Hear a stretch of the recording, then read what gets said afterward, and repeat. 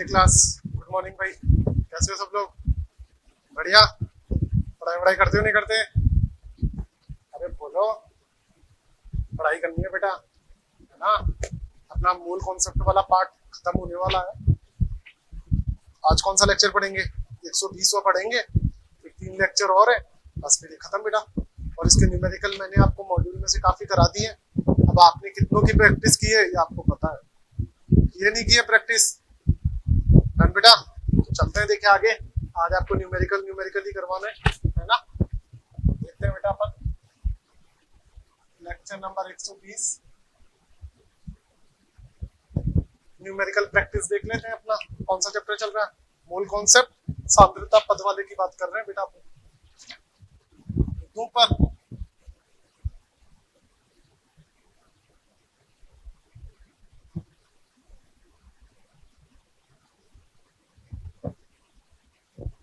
Concentration terms की बात कर रहे हैं। जो आपको होमवर्क दिया था बेटा, आज वो होमवर्क डिस्कस कर लेते हैं।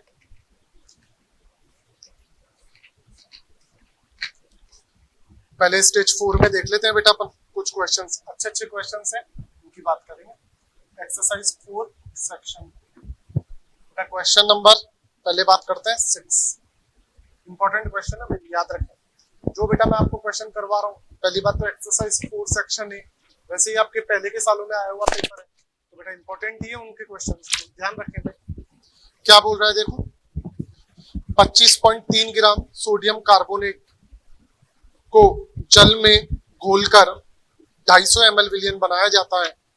यदि सोडियम कार्बोनेट पूर्ण रूप से विघटित हो जाता है तब सोडियम आयन तथा कार्बोनेट आयन की सांद्रता क्रमशः होगी। तो बेटा सोडियम कार्बोनेट की बात करूं, फॉर्मूला होगा Na2CO3।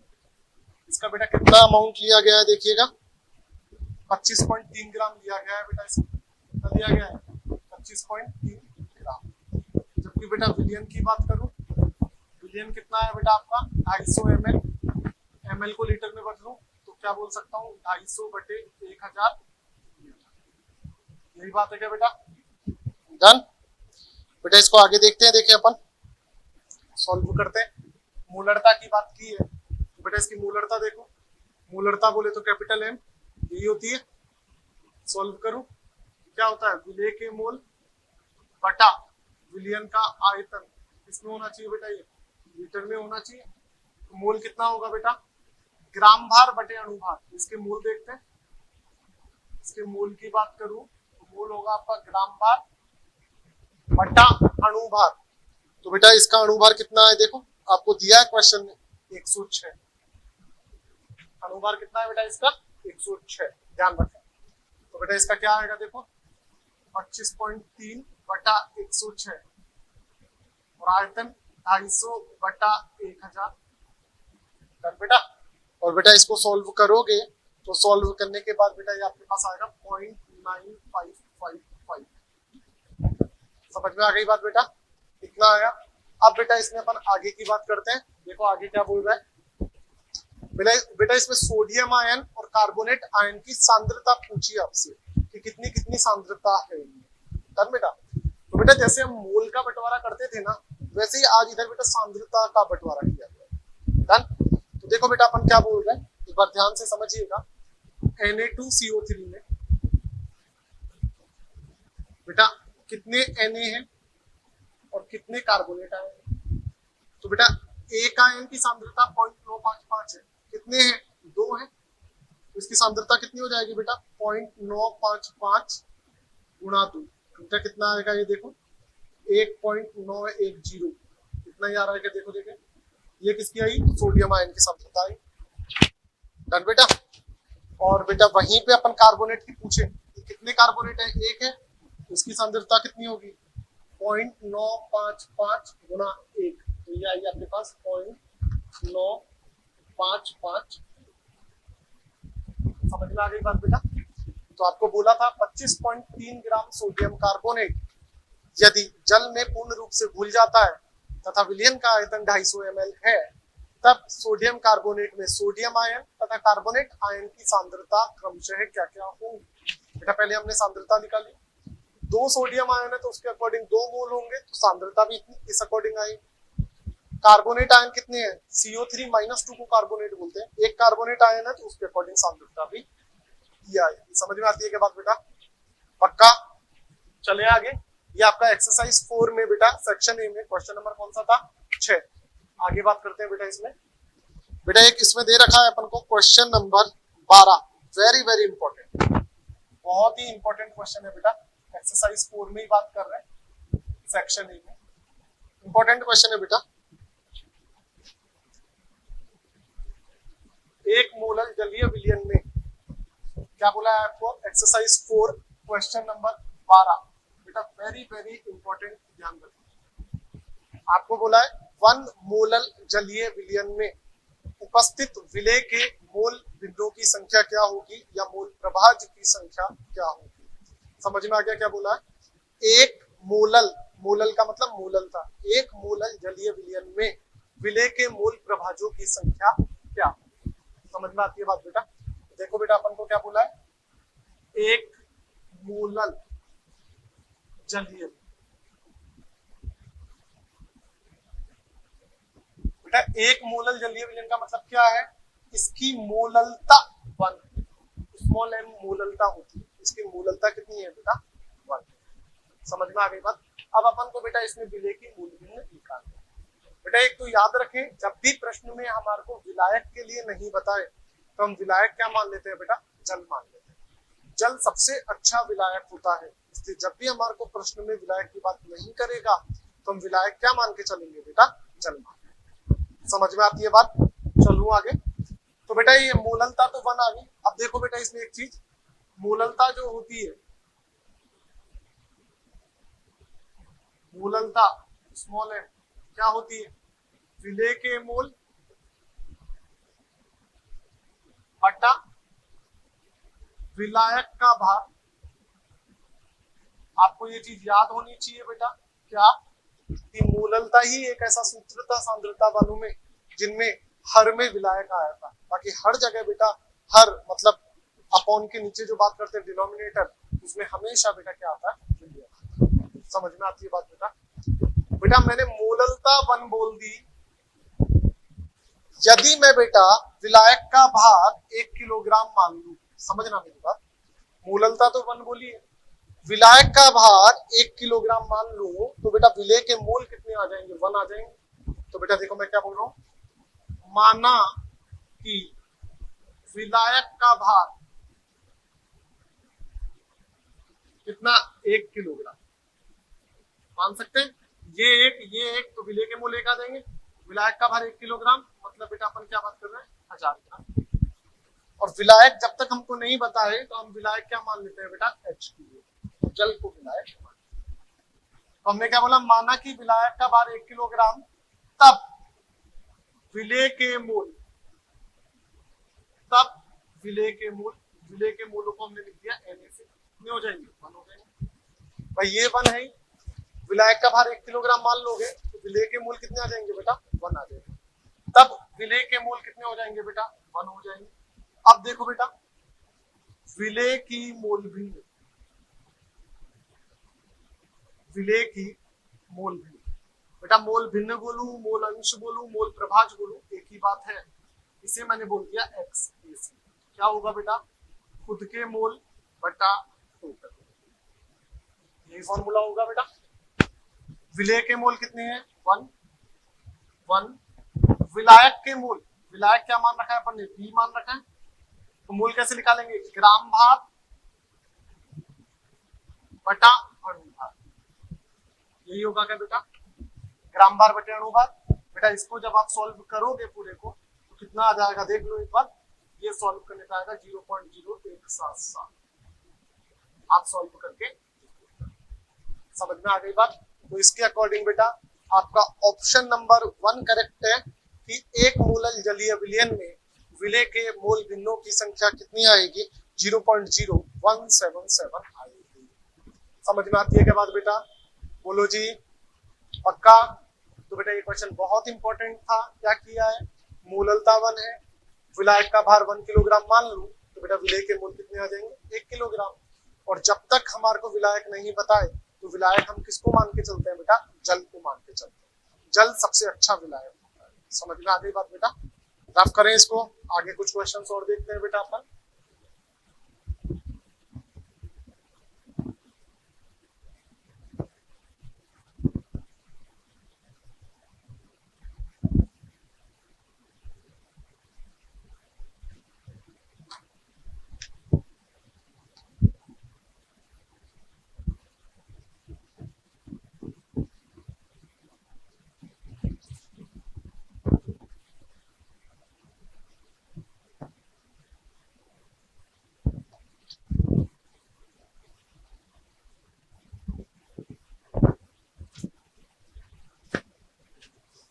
आगे देखते हैं बेटा, कुछ क्वेश्चंस और देखते हैं।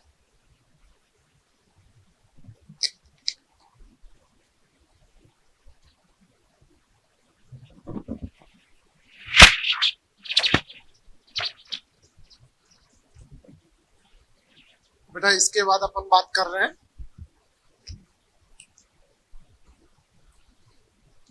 क्वेश्चन नंबर 14, किसमें? वही एक्सरसाइज 4 में सेक्शन। बेटा सिंपल सा क्वेश्चन बोला है, 5 ग्राम NaOH 450 ml विलियन में है, तब विलियन की मोलरता क्या हो? क्या बोला है? NaOH दिया है कितना? 5 ग्राम, और विलियन कितना दिया है आपको? 450 ml दिया है। बेटा इसको लीटर में बोलूं तो 450 बटा में 1000 कर दूं, बेटा आपका क्या आ जाएगा? लीटर आ जाएगा। बेटा 5 ग्राम है, इसके मोल निकालो, इसके मोलों को बेटा Na बोल दूं, कितना आ जाएगा? ग्राम भार बटे अणुभार। ग्राम भार तो 5 दिया है, इसका अणुभार कितना होगा बेटा? 40। समझ में आ गई बात? अब बेटा मैं मोलरता निकालूं, तो मोलरता का आपको फॉर्मूला पता है, capital M is equal to विलेय के मोल बटा विलियन का आयतन। किसमें होगा बेटा ये आयतन? लीटर में होगा। विलेय के मोल बटा विलियन का आयतन किसमें आएगा बेटा? लीटर में। विलेय के मोल कितने हैं? 5/40। विलियन का आयतन किसमें है? लीटर में आ गया। सॉल्व करो बेटा इसको, इसको सॉल्व किया तो 5/40 हर का हर अंश बन जाएगा बटा 450। 2 जीरो से 2 जीरो गई बेटा। बेटा इसके बाद अपन ने सॉल्व किया 5 नाम 45, और इसको सॉल्व करोगे 10/36, तो बेटा आएगा 0.27 लगभग। तो बेटा ये आ गया आपके पास मोल प्रति लीटर बोलो या मोल प्रति डेसीमीटर क्यूब बोलो, एक ही बात। समझ में आती है बात बेटा? चलूं आगे। तो बेटा ये अपना एक्सरसाइज 4 सेक्शन ए का क्वेश्चन नंबर कौन सा था बेटा? 14वां था। इसमें बेटा आगे और बात करते हैं। बेटा क्वेश्चन नंबर 15 आप कर सकते हो। क्वेश्चन नंबर 16 बेटा बता रहा हूं आपको।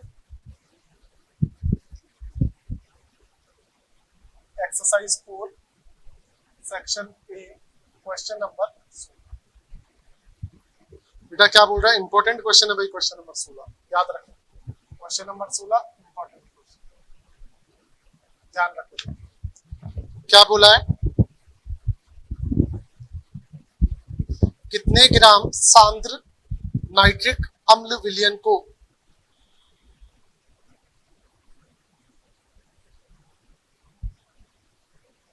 कितने ग्राम सांद्र नाइट्रिक अम्ल विलयन प्रयुक्त लेना है? किसके लिए? 250 ml 2m HNO3 विलयन बनाने के लिए। इसके लिए 250 ml 2m HNO3 विलयन बनाने के लिए कितने ग्राम सांद्र नाइट्रिक अम्ल की आवश्यकता है, यदि सांद्र अम्ल में 70% HNO3 है? तो देखो बेटा क्या बोला है आपको HNO3 की बात की है, 250 ml बोला है, 2 मोलरता बोली है, और आपको बोला है जो आपका सांद्र अम्ल है, सांद्र अम्ल में 70% HNO3 है, ये बोला है। तब आपको बेटा आवश्यक सांद्र अम्ल की मात्रा ज्ञात करनी है। सांद्र अम्ल कितना आवश्यक है? समझ में आ गई बात? देखिएगा बेटा इस चीज को आगे लेता हूं। बेटा 250 ml है, ml को लीटर में बदलू तो 250/1000, ये भी तो लीटर आएगा बेटा। बेटा अब इस चीज से क्वेश्चन को आगे उठा रहा हूं, देखिएगा बेटा। आपको पता है मूलरता बराबर विलेय के मोल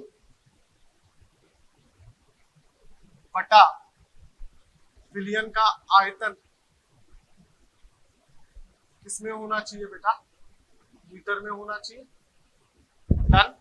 तो बेटा यहां से देखो मूलरता कितनी है 2, विलेय के मोल मेरे को निकालने हैं, आयतन कितना दिया है 250/1000, यही चीज है क्या बेटा। यहां से बेटा मैं मोल निकालना चाह रहा हूं, तो आप क्या बोलोगे, मोल बराबर, अब बेटा मोल को भी आप ऐसे लिख सकते हो क्या, ग्राम भार बटे अणु भार। HNO3 का अणु भार कितना होगा बेटा 63। बोलो बेटा सही बात है क्या, सही बात है बेटा। तो बेटा यहां से जब आप इसका ग्राम भार सॉल्व करोगे तो बेटा ये कितना आएगा 31.5 ग्राम। ये सॉल्व करोगे तो 31.5 ग्राम आएगा, मतलब 31.5 ग्राम क्या है आपका HNO3। डन। अब बेटा आपसे पूछा कितने ग्राम सांद्र अम्ल की आवश्यकता है, तो बेटा यहां से मैं बोल सकता हूं, देखो क्या मैंने बोला, चूंकि 70 ग्राम HNO3 के लिए आवश्यक सांद्र अम्ल कितना है बेटा 100 ग्राम, क्योंकि आपको बोला है सांद्र अम्ल में 70% HNO3 है, मतलब ये 100% है तो 70% ही है, ये 100 ग्राम है तो 70 ग्राम HNO3 है, यही बात है। तो मैंने बोला 70 ग्राम HNO3 के लिए मुझे कितना सांद्र अम्ल चाहिए 100 ग्राम चाहिए, सही बात है। तब चाहिए कितना मुझे 31.5 ग्राम के लिए, तो 31.5 ग्राम के लिए आवश्यक कितना होगा 100/70 गुणा 31.5, सही बात है बेटा। और बेटा इसको जैसे ही आप सॉल्व करोगे तो बेटा ये आपका कितना आएगा 45 ग्राम सांद्र अम्ल आएगा, कितना आएगा बेटा 45 ग्राम आपके पास सांद्र अम्ल आएगा। देखो देखिए बेटा बात समझ में आती है क्या, दोबारा क्वेश्चन रिपीट कर रहा हूं। आपको बोला है HNO3 250 ml है जिसकी मोलरता 2m है, तब सांद्र अम्ल कितनी आवश्यकता है, यदि सांद्र अम्ल में 70% HNO3 है, तो आपने पहले जो HNO3 की मोलरता और आयतन दिया है इससे इसका वजन निकाला जो आया 31.5 ग्राम। अब आपने बोला 70 ग्राम HNO3 के लिए 100 ग्राम सांद्र अम्ल की आवश्यकता होती है, तब 31.5 ग्राम HNO3 के लिए कितने ग्राम सांद्र अम्ल की आवश्यकता होगी, तो बेटा कैलकुलेट किया, यहां से आपके पास आंसर आया 45 ग्राम सांद्र अम्ल की आवश्यकता होगी, अर्थात आप 45 ग्राम सांद्र अम्ल लोगे उसमें आपको 31.5 ग्राम क्या मिलेगा बेटा HNO। समझ में आ गई क्या बात, इंपॉर्टेंट क्वेश्चन है, इंपॉर्टेंट इस चीज के कारण हो गया। क्लियर है बेटा फंडा, चलते हैं आगे देखिए।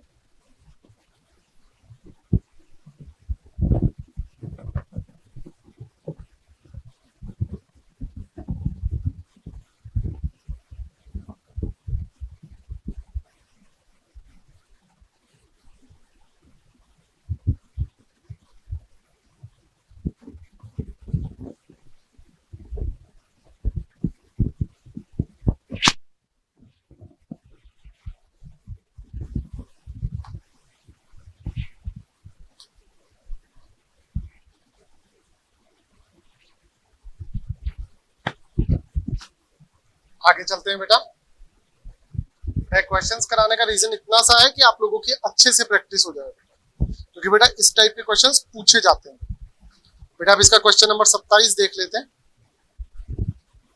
एक्सरसाइज 4 का ही सेक्शन ए का क्वेश्चन नंबर 27। बेटा सेक्शन 27 क्या बोलता है देखिएगा, आपको बोला है निम्न में से कौन ताप पर निर्भर करता है। क्वेश्चन नंबर 28 है,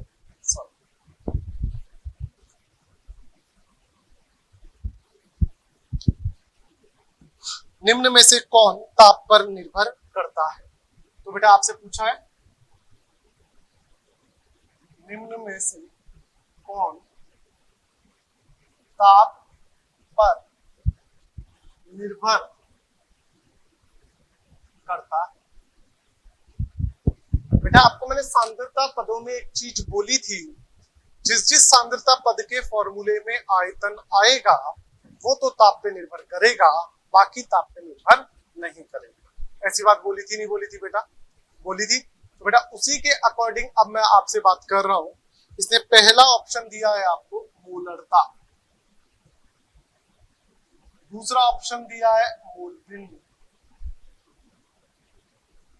तीसरा ऑप्शन दिया है भार प्रतिशत,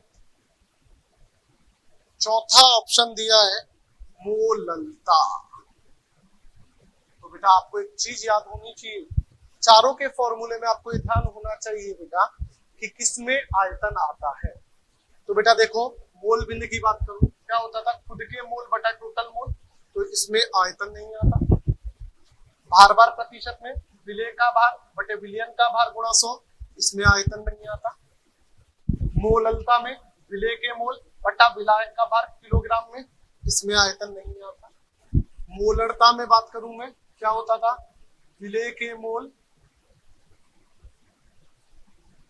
बटा विलयन का आयतन लीटर में। बेटा यहाँ आयतन आ रहा है इसलिए ये ताप पर निर्भर करेगा, जबकि ये ताप पर निर्भर नहीं करेगा। तो फिर से याद रखें, मैंने आपको इंपॉर्टेंट पॉइंट बताया था, जिस जिस सांद्रता पद के फॉर्मूले में आयतन आता है वह तो ताप पर निर्भर करता है, बाकी ताप पर निर्भर नहीं करते। समझ में आती है क्या बात बेटा? पक्का? चलूं आगे? बेटा आगे चलते हैं। ये आपके एक्सरसाइज 4 के कुछ क्वेश्चंस बताए थे जो सांद्रता पद से रिलेटेड थे। आपको इसी के साथ पता होना चाहिए कि अपने एक्सरसाइज 4 में सेक्शन ए में लगभग पूरा सेक्शन मैंने आपको सॉल्व करवा दिया है। 2-4 क्वेश्चन है वो आप खुद करके देखो, ठीक है? आगे देखते हैं बेटा।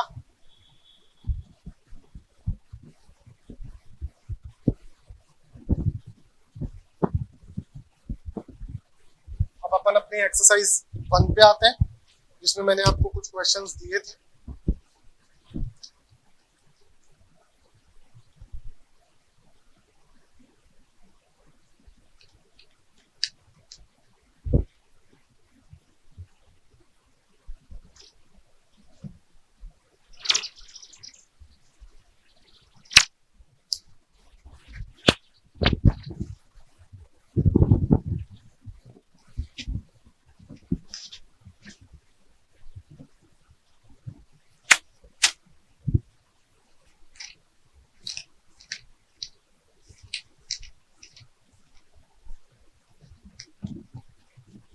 बेटा एक्सरसाइज 1 में देखते हैं।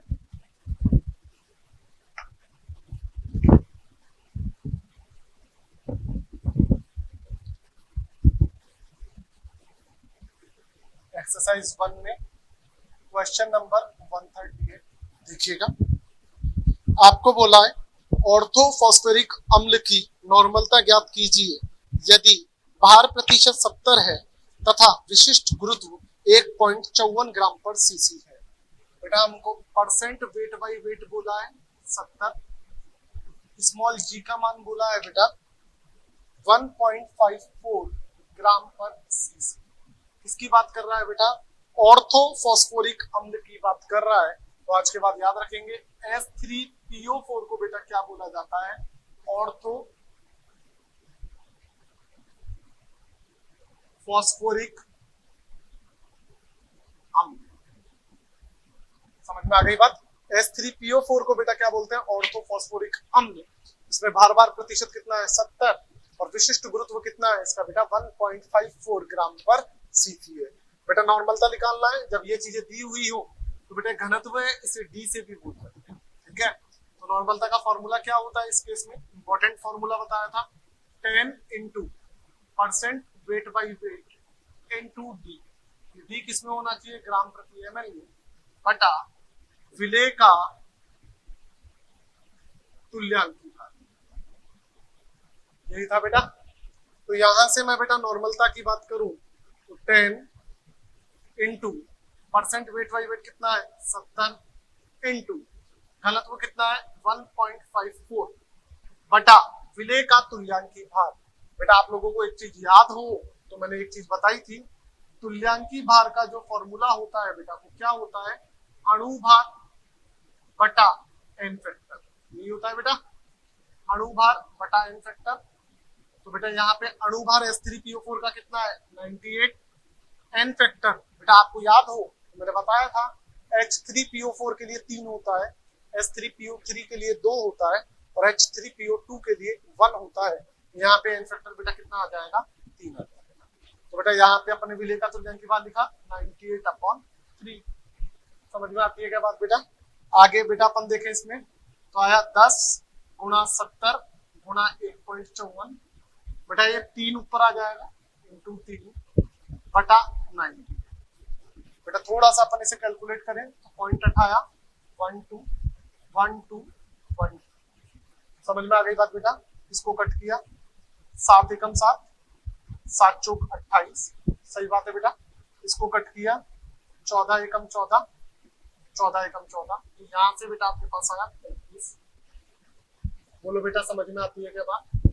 तो बेटा आपको ऑर्थोफॉस्फोरिक अम्ल जिसका भार प्रतिशत 70 है तथा जिसका घनत्व 1.54 ग्राम प्रति सीसी है तो उसके लिए नॉर्मलता कितनी आएगी 33 एम आएगी। समझ में आती है क्या बात बेटा। चलूं आगे, पक्की बात बेटा आगे देखते हैं। देखिए अपन और बेटा क्वेश्चन नंबर एक्सरसाइज 1 में ही अपन बात कर रहे हैं, क्वेश्चन नंबर 139। कुछ क्वेश्चंस बेटा मैं करवा रहा हूं आपको, बाकी आपको खुद को करके देखना है। जो मैंने आपको होमवर्क दिया था 137 से लेके 159 तक। बेटा क्या बोल रहा है, H2SO4 की नॉर्मलता बताओ यदि 50 मिली इक्विवेलेंट 2 लीटर विलियन में है। तो देखो बेटा याद रखें नॉर्मलता का डायरेक्ट फॉर्मूला बताया था, विलेय के तुल्यांक, ग्राम तुल्यांक बोलूं या तुल्यांक एक ही बात है, बटा विलियन का आयतन। ये आयतन बेटा अपन किस में बात कर रहे हैं लीटर। तो बेटा यहां से वैल्यूज को सॉल्व करो। 50 मिली तुल्यांक बोले, मिली को सिंपल करते हैं तो 10 की घात माइनस 50 मिली तुल्यांक अर्थात 50 गुणा 10 की घात माइनस 3 तुल्यांक। विलियन का आयतन कितना बोला है बेटा आपको 2 लीटर बोला है। तो बेटा यहां से अपन इसको सॉल्व करें तो कितना आएगा 50 10 की घात माइनस 3 नीचे आएगा 1000 हो गया, 1 0 से 1 0 कैंसिल। बेटा ये कितना हो जाएगा आपका 2.5 आएगा। बेटा ये किया आपने 0.025 नॉर्मलता आएगी। मतलब बेटा आपका ऑप्शन नंबर 4 करेक्ट होगा। समझ में आ गई बात। तुल्यांक किसमें दिए थे मिली तुल्यांक में, इसे अपन ने सिंपल किया तो 10 की घात माइनस 3 से बेटा क्या कर दिया गुणा कर दिया। समझ में आती है क्या बात बेटा। चलो आगे इसमें आगे देखते हैं बेटा।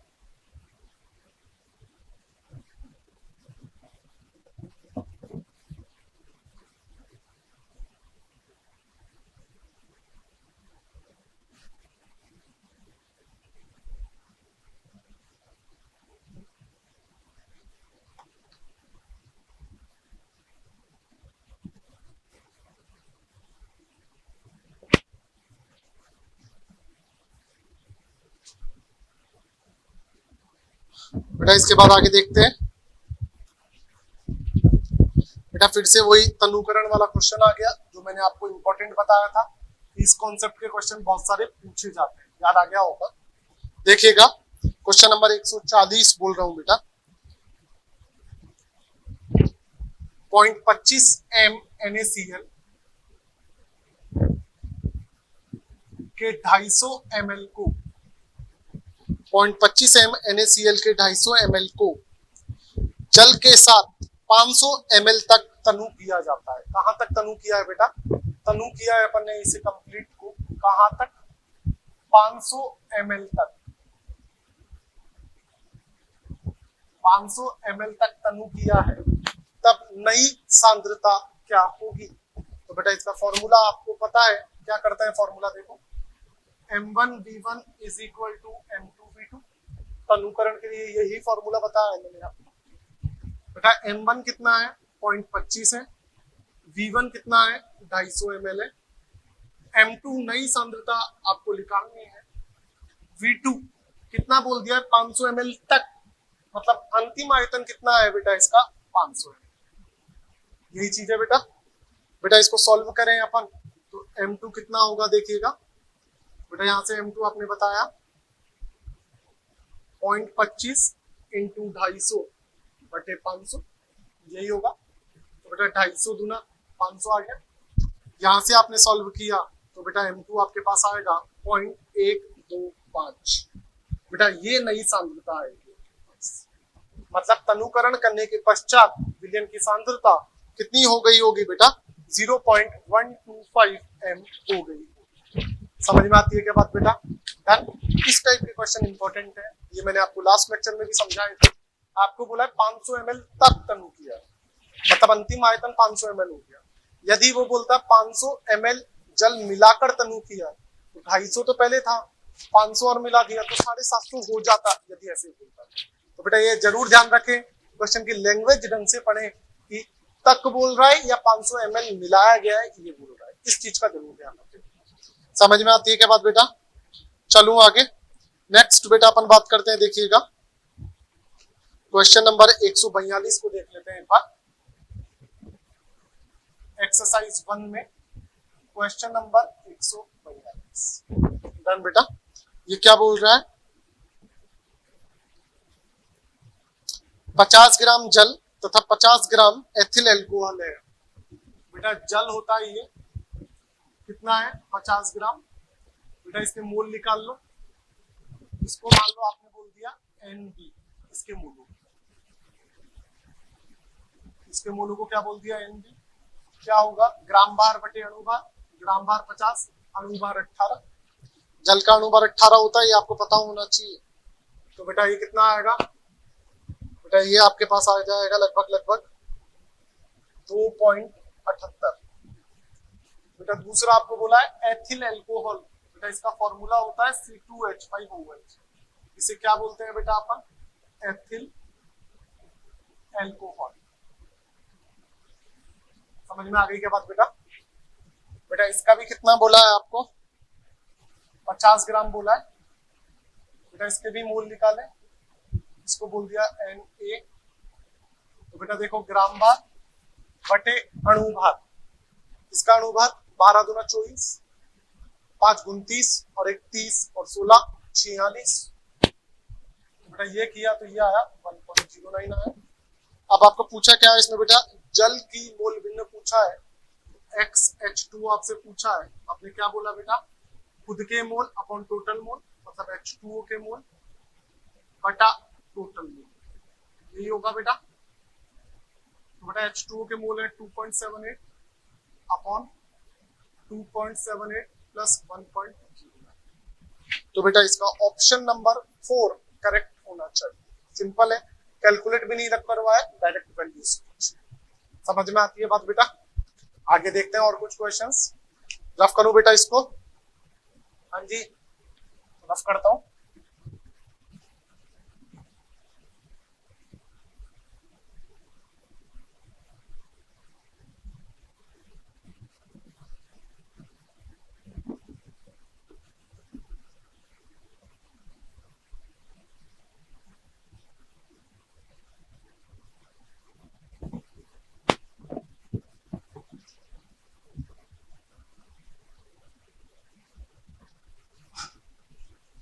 आगे देखिएगा बेटा।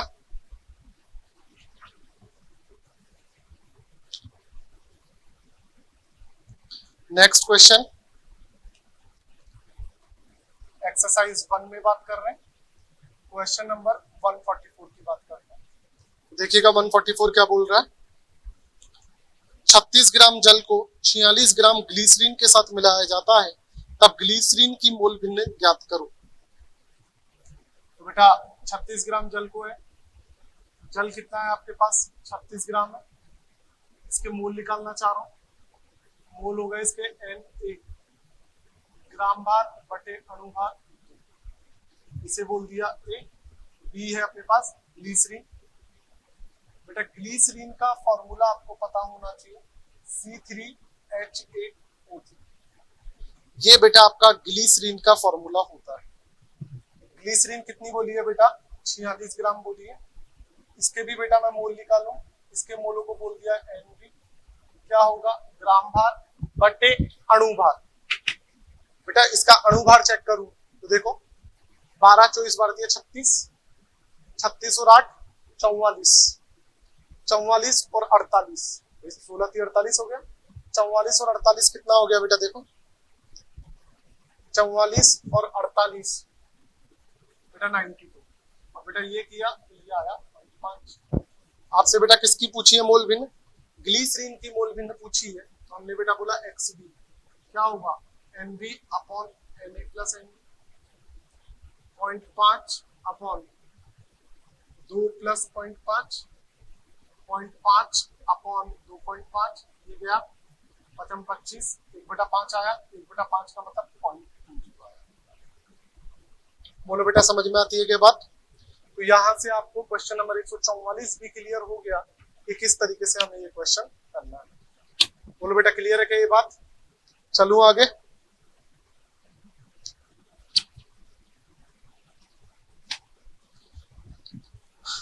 आगे देखते हैं बेटा क्वेश्चन नंबर 147 इंपॉर्टेंट है, एक्सरसाइज 1 में ही बात कर रहा हूं। क्वेश्चन नंबर 147 इंपॉर्टेंट है, याद डन बेटा। ऐसा क्वेश्चन मैंने आपको करवाया भी है। क्या बोल रहा है क्वेश्चन नंबर 147? हाउ मच या सेमी नॉर्मल 200 सेंटीमीटर क्यूब विलियन में कितना जल मिलाया जाए जिससे कि ये डेसी नॉर्मल विलियन बन जाए। बेटा नॉर्मलता की बात की है तो हमने बोला N1V1 बराबर N2V2। बेटा ये फिर से अपने पास कौन सी बात आ गई? तनुकरण की बात कर रहा है बेटा। तनुकरण के लिए ही बात की जाती है इस तरीके से। तो बेटा आपको क्या बोला है, पहले तो सेमी नॉर्मल था उसे डेसी नॉर्मल में बनाना। सेमी नॉर्मल का मतलब 1/2, डेसी नॉर्मल का मतलब 1/10। पहले आयतन कितना था बेटा 200 सीसी, बाद में आयतन निकालता हूं कितना हो रहा है बेटा। तो इसको बेटा सॉल्व करो, इसको सॉल्व किया तो कितना आएगा आपके पास 100 × 10 हो जाएगा, मतलब 1000 सीसी हो जाएगा। बेटा फिर से ध्यान देने वाली बात है, क्वेश्चन क्या बोला है दोबारा पढ़िएगा। 200 सीसी सेमी नॉर्मल विलियन को डेसी नॉर्मल विलियन बनाने के लिए कितने जल मिलाने की आवश्यकता है। बेटा ये जो V2 आया ये अंतिम आयतन आया, मतलब 200 सीसी सेमी नॉर्मल विलियन को डेसी नॉर्मल बनाएंगे तो अंतिम आयतन कितना हो जाएगा 1000 सीसी। पहले आयतन कितना था 200 सीसी। तो बेटा कितना जल मिलाया है 800 सीसी जल मिलाया है। तब इसने पूछा है अतः मिलाया गया जल, मिलाया गया जल बाद में हो गया 1000, पहले था 200, 800 सीसी जल बेटा अपन ने बाद में मिलाया। बोलो बेटा समझ में आती है क्या बात? पक्की बात है। चले आगे, तो एक आध क्वेश्चन और देख लेते हैं इस एक्सरसाइज के। काफी क्वेश्चन मैंने आपको करवा दिए हैं, बाकी आपको खुद को करना है।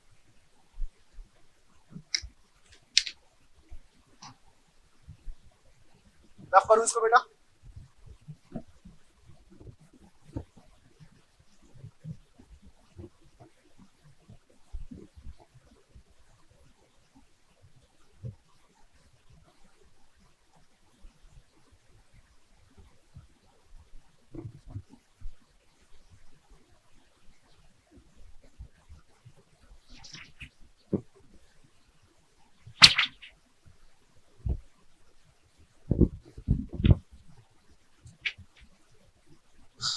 आगे देखते हैं बेटा।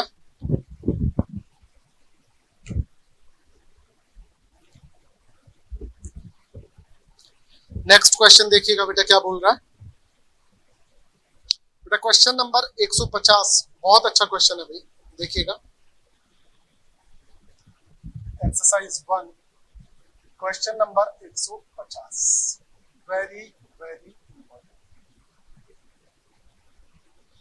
बेटा क्या बोला है 0.1 m AgNO3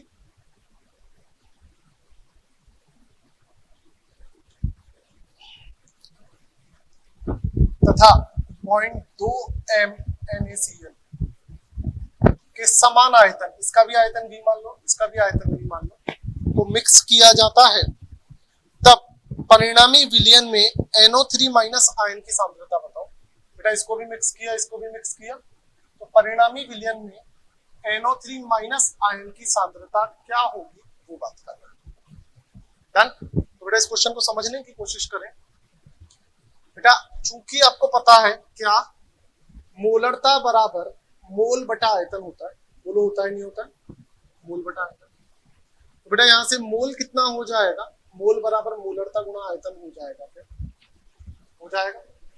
तो बेटा याद रखें, मैंने इसके मोल निकाले, कितना है, इसके मोल बोल दिया आपने 0.1 V, दोनों को ऐड कर दिया, गुणा कर दिया, सॉरी, इसके मोल निकाले तो इसके मोल हुए बेटा 0.2।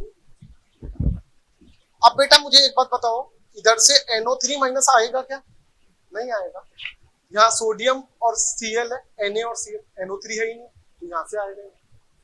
यहाँ टोटल के मोल कितने हैं, 0.1 V, तो मोल समान मिलेंगे, ये मेरे को पता है, जितने मोल Ag को मिले उतने NO3 माइनस को मिले, क्योंकि समान है, 1-1 है। तो बेटा मोल हमको NO3 माइनस के यहाँ से मिलेंगे कितने, 0.1। तो बेटा मैं यहाँ से बोल रहा हूँ कितने मोल हुए, देखो मोल हो गए आपके 0.1 बेटा, लेकिन दोनों को मिक्स किया है, चाहे nitrate ion, NO3 minus ion क्या बोलते हैं, नाइट्रेट आयन, इधर से आए इधर से नहीं आए, लेकिन मिक्स किया है तो आयतन तो दोनों का ही जुड़ेगा। आयतन कितना हो गया बेटा, देखो आयतन हो गया बेटा 2V। तो बेटा परिणामी इसकी सांद्रता बात करूं तो देखो NO3 माइनस की सांद्रता, सांद्रता मतलब मोलरता, मोलरता मतलब मोल बटा आयतन, और मोल बटा आयतन का मतलब मोल तो हो गया 0.1 V और आयतन हो गया 2V, V से V कट गया, बेटा कितना आएगा 0.05। दोबारा समझना इस क्वेश्चन को, अच्छा क्वेश्चन है बेटा। मोलरता और आयतन दिया हुआ है और हमें पता है मोलरता गुणा आयतन मोल हो जाता है, बोलो सही बात है क्या बेटा, मोलरता गुणा आयतन करोगे तो क्या हो जाएगा, मोल हो जाएगा। तो मैंने इसके भी मोल निकाल लिए, इसके भी मोल निकाल सकता हूं बेटा। बेटा मेरे को बात कर रहे हैं NO3 माइनस मतलब नाइट्रेट आयन की, तो इधर से नाइट्रेट आयन नहीं मिलेंगे, नाइट्रेट आयन यहीं से मिलेंगे, मोलों का बंटवारा समान होता है, तो एक नाइट्रेट आयन है तो इसलिए मोल कितने हुआ 0.1 V। दोनों का आयतन जुड़ेगा क्योंकि मिक्स दोनों को किया है, गलती यही होती है, तो आयतन कितना हो जाएगा 2V। तो बेटा यहां से यदि अपन मोलरता निकालें तो कितनी आ जाएगी 0.05 M। वेरी वेरी इंपॉर्टेंट, बहुत अच्छा क्वेश्चन है बेटा, इस टाइप के क्वेश्चन पूछे जाते हैं। तो बेटा आपका ऑप्शन नंबर 2 करेक्ट होना चाहिए। समझ में आती है बेटा बात, चलूं आगे, बेटा आगे देखते हैं और इसको रफ करते हैं।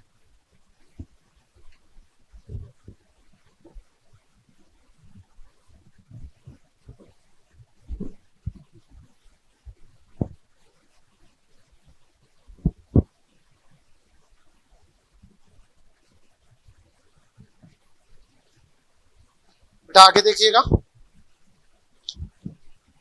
बेटा क्वेश्चन नंबर 153 देखिएगा, एक्सरसाइज 1 में आपको बोला है भार भार प्रतिशत कितना है 90 है, H2SO4 की बात हो रही है, घनत्व बताया है आपको 1.98 1.84 होता है ग्राम पर सीसी, और आपसे बोला मोलरता ज्ञात कीजिए। तो बेटा मोलरता देख लेते हैं इसकी कितनी होगी। तो मोलरता का इस केस में formula 10 into percent weight by weight into घनत्व बटा विलेय का अनुभाग, सही बात है बेटा। तो यहां से देखो 10 गुणा बार बार प्रतिशत 98 गुणा घनत्व 1.84 बटा एमए क्या होता है, विलेय का अनुभाग, फॉर्मूला लिखवा क्या आएगा, विलेय कौन है H2SO4, इसका अनुभाग कितना होगा 98, कैलकुलेट किया तो बेटा यहां से कितना आएगा 18.4 मोल प्रति लीटर। बोलो बेटा समझ में आती है क्या बात, आती है समझ में, आगे और बात कर लेते हैं इसमें।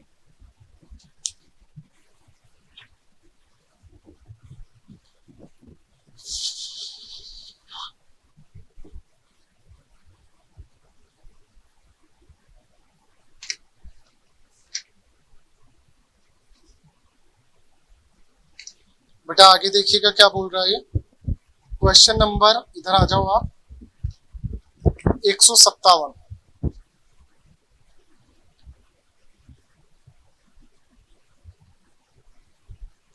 आपको बोला है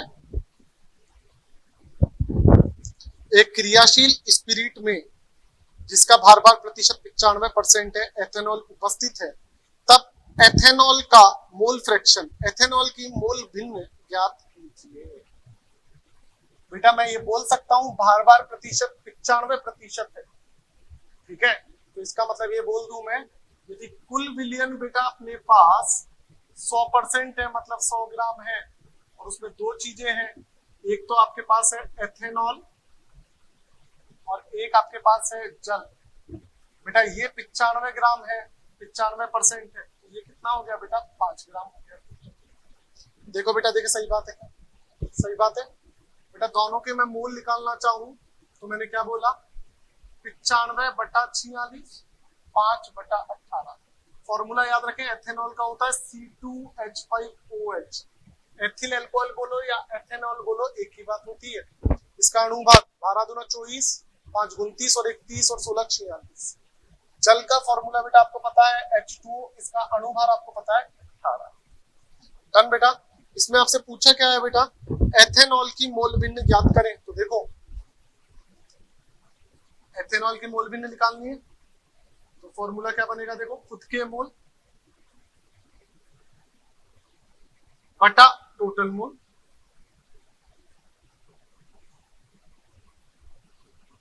बोलो बेटा सही बात है क्या। और बेटा इसको काटा पिटी करके सॉल्व करोगे तो इतना आएगा। और ये आपको मैं बता चुका हूं, मोल भिन्न जो है वो मात्रा की राशि। मान लो बेटा जल की मोल भिन्न भी बोल देता, फिर फॉर्मूला पूरा नहीं लगाते। एक विलयन में 2 ही अवयव है और मोल भिन्नों का योग कितना होता है 1। तो बेटा इसका इतना है तो जल का कितना होगा 1 माइनस आ जाएगा, क्योंकि हमने पढ़ा है XA + XB बराबर कितना होता है 1 होता है। तो बेटा इस तरीके से अपन ने कुछ क्वेश्चंस मैंने आपको बताए जो आप लोग कर सकते हो। बाकी बेटा क्वेश्चंस की प्रैक्टिस आपको करके देखनी है, क्वेश्चन नहीं करोगे तो बेटा प्रैक्टिस नहीं होगी, इस चीज का खास ध्यान। समझ में आ रही है बात। तो काफी क्वेश्चंस मैंने आपको बता दिए हैं, अब बेटा बाकी क्वेश्चंस आपको करके देखने हैं। नेक्स्ट लेक्चर में कुछ क्वेश्चंस भी कराऊंगा और आपके 2 छोटे छोटे टॉपिक बच रहे हैं, एक तो सार्थक अंक और एक रासायनिक संयोग के नियम, उनकी बात करेंगे। इसके साथ ही आपका बेटा ये चैप्टर खत्म हो जाएगा।